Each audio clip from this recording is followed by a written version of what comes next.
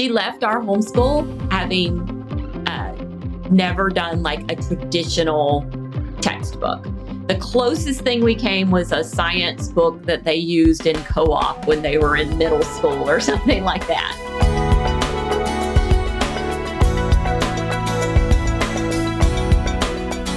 I can hear a homeschool mom saying, all right, I heard you on this whole, we can still learn together, but we can do some textbooks. I have a kiddo that has never done a textbook before because we have learned together or we've done unit studies or this, that, or the other. And it just feels like so much pressure that we must get into a textbook. So I'd like to know your thoughts on the must word.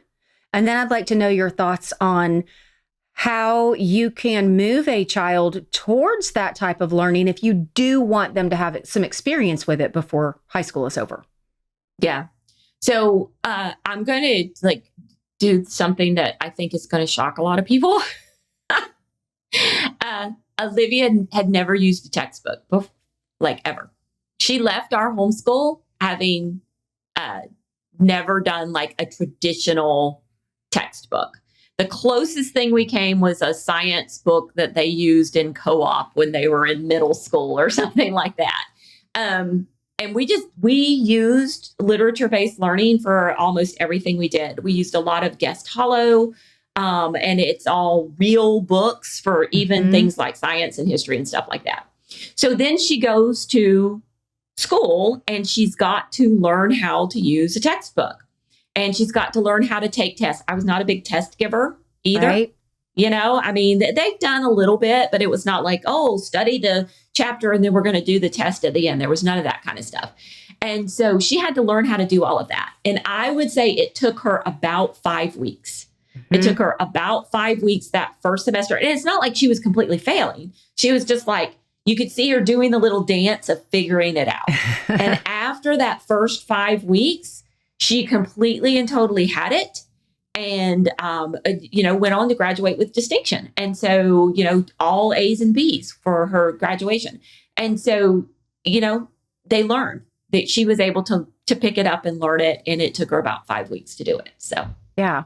And if we're talking about learning as a lifestyle of learning, then what we're equipping them with, no matter how we're teaching them, should allow them to pivot easily. And she wouldn't let me help either.